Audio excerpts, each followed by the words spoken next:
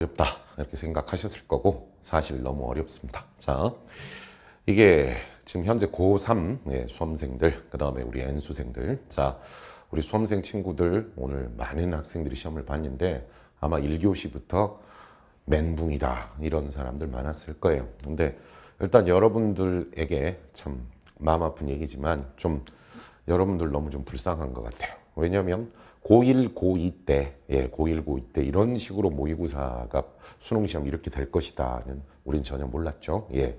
근데 고3이 딱 되고 특히 이제 뭐 고3, 현재 고3들도 그렇고 N수생들도 그렇고 갑자기 6월 달에 확 바뀐 거죠. 6월 달에. 그 다음 9월 달도 역시 바뀐 채로 나오고. 그래 이제 수능을 보러 갔는데 역시 6월, 9월 스타일로 확 바뀌어가지고 시험이 나왔단 말이에요.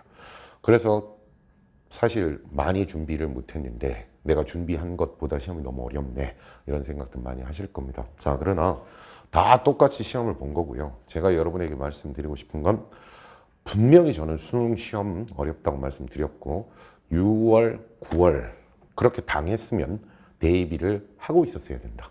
그게 이제 제 지론이었죠. 그래서 좀 어렵게 공부를 해야 하는데 대부분 수능은 의외로 6월, 9월보다 쉽지 않겠어? 라는 그런 생각하는 사람.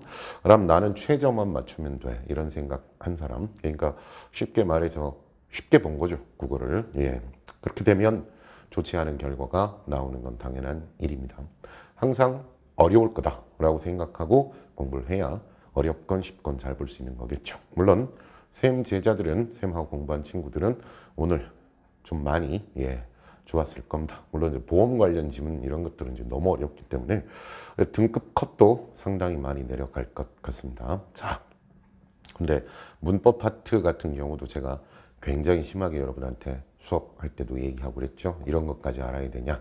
하지만 이런 것도 알아야 된다 하는 것들이 또 계속 시험에 문제가 돼서 나왔습니다. 일단 큰 변화는 이쪽은 없습니다. 예. 다만 이제 문법의 6월, 9월처럼 그냥 문법 지식을 독서 지문처럼 해서 그때 이제 11번, 12번 나왔는데 이번에 그냥 14번, 15번 위치만 그렇게 바뀐 거고 그 지문 자체 길이가 길지 않기 때문에 뭐 여기다 넣어야 될 것까지 고민을 했습니다만 자, 제대로 된 독서 지문은 3개입니다. 보시면 알겠지만 자, 제대로 된 독서 지문은 3개고 문학 지문은 시하고 희곡 섞은 거 하고 고전시가 마지막에 연인가 나온 거 하고 그 다음에 이제 독서하고 지금 계속 섞고 있죠 문학을. 예, 그래서 요건 뭐 지문 길이가 거의 3단입니다. 예, 시험지를 이렇게 보면 우리가 2단으로 돼 있죠 한 페이지가. 근데 이게 그 다음 페이지까지 넘어가 가지고 하나, 둘, 셋. 이게 이제 거의 이 정도까지 갑니다. 자, 9월에 경험했었던 일이죠. 역시. 예. 그래서 뭐 아주 갑자기 뭘 심하게 더 바꾸고 그런 건 아닙니다. 그러나 주의해서 봐야 될 게 이게 줄었어요. 뭐가 줄었냐면 개수는 줄었어요. 그러니까 쉽게 말해서 읽고 풀어야 될 지문 개수는 하나, 둘, 셋, 넷, 다섯, 6개죠. 숫자로 따지면. 그러니까 옛날에는 거의 10지문 나왔단 말이야. 그러니까 문학 쪽 5개, 뭐 독서 5개. 예, 그래도 좀 줄어서 독서 4개, 문학 4개, 뭐 이런 식으로 줄었는데, 그거보다 지문 길이는 길어지면서, 개수는 줄였죠. 거꾸로 말해서 지문 길이까지 길게 해놓고 개수까지 많았으면 아마 큰일 났겠죠. 예. 자, 그리고 또 하나 주의해서 봐야 될 게, 이게 이렇게 한 지문당 문제 개수가 얘만 좀 그렇고 거의 대여섯 개예요.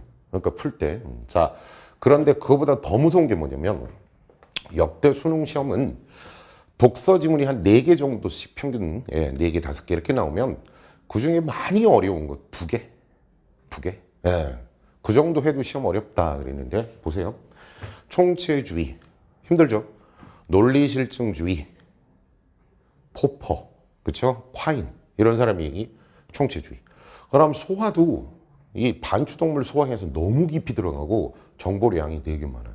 뭐 최악이죠. 뭐 보험, 39번 문제, 41번 문제 뭐 말 안 해도 아마 상위권 중에서도 최상위권 변별하는 문제가 될 겁니다. 근데 딱 보니까 작정하고 냈어요. 쌤이 전에도 한번 말씀드렸죠.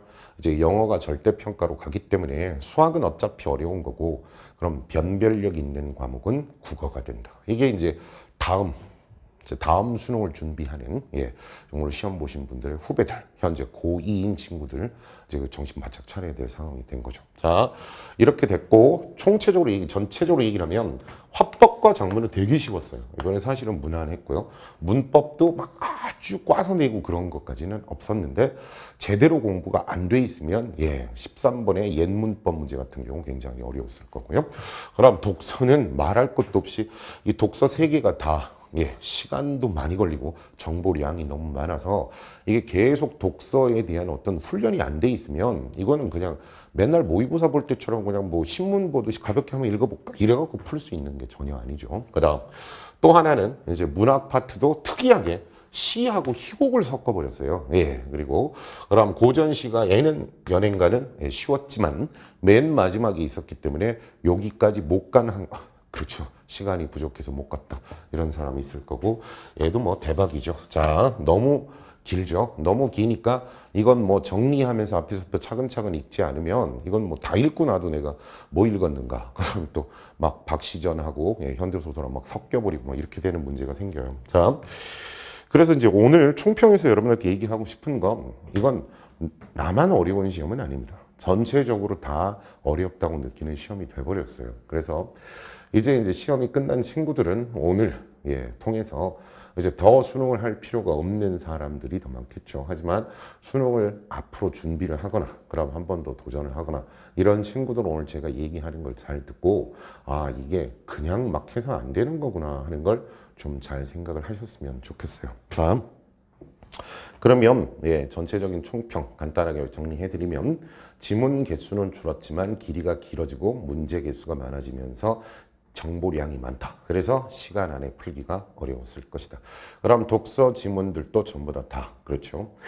지문 자체가 하나라도 쉬운 게 아니라 셋 다 어렵게 나왔다. 그럼 특이하게 시하고 희곡을 엮었다. 그 다음에 9월 달에 예견했던 대로 독서 지문하고 고전소설, 현대소설 묶어서 냈다. 이렇게 이게 이제 전반적인 특징이 되겠습니다. 그리고 시험이 전체적으로 어렵기 때문에 등급도 많이 내려갈 것 같고 그 다음에 등급 컷 사이도 조금씩 많이 벌어질 것 같다 하는 생각이 듭니다. 자, 그런데 이제 아셔야 될 게 이번에 이렇게 내버렸기 때문에 이제 내년부터는 이런 추세로 이제 쭉 갈 수밖에 없게 돼버렸다. 즉 국어가 앞으로 더욱더 어려워질 전망이다. 이렇게 더욱더까지는 좀 그렇다 치더라도 지금처럼 어려울 것이다. 이렇게 생각하셔야겠습니다. 자, 그럼 전체적으로 총평은 여기까지. 하여튼 어쨌든 어려운 시험 본다고 정말 고생 많이 하셨습니다. 자, 그럼